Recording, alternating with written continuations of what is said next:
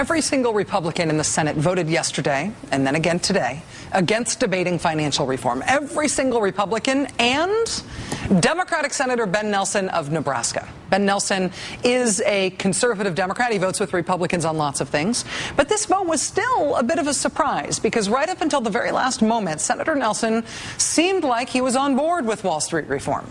Senate Democrats now say, in fact, Ben Nelson was on board right till the end when he suddenly flipped. He reportedly flipped his vote when Democrats took out a Ben Nelson special carve-out deal for Warren Buffett, the world's richest man who lives in Nebraska, the state that Ben Nelson represents. Part of this financial reform bill says if you're investing in derivatives, you have to put up collateral now, since derivatives are so risky. Warren Buffett has famously called derivatives financial weapons of mass destruction, but that hasn't stopped his firm from owning about $63 billion worth of derivatives.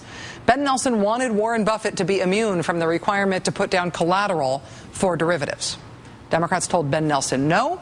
They took away that Dear Warren, I love you, XO Ben special deal. And so Ben Nelson pulled his support for the bill, and he lined up with Republicans to kill it. Mr. Nelson, Nebraska, no. Ben Nelson's spokesman is denying to the Roll Call newspaper that Mr. Nelson switched his vote. Mr. Nelson switching his vote had anything to do with a special deal for Warren Buffett.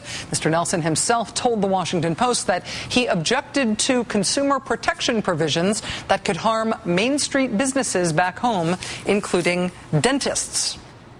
I have to say, though, no one's backing Ben Nelson up on these denials. Chris Dodd, the Democrats' point man on financial reform, told Roll Call today that the only concerns Ben Nelson raised with him before he voted no were about the derivatives thing. Quote, dentists didn't come up. Another Democratic Senate staffer told Huffington Post today, quote, he was on board until today, and the only thing that changed was the removal of that provision. That provision that would be so nice for Warren Buffett. Bottom line here, Ben Nelson, for now, is siding with Republicans to stop Wall Street reform. His fellow Democrats say it's because they wouldn't let him do a special deal to help Warren Buffett's company, Berkshire Hathaway. And now's the part where I tell you that according to his most recent financial disclosure statement, Ben Nelson and his wife own between $1 and $6 million in Berkshire Hathaway stock.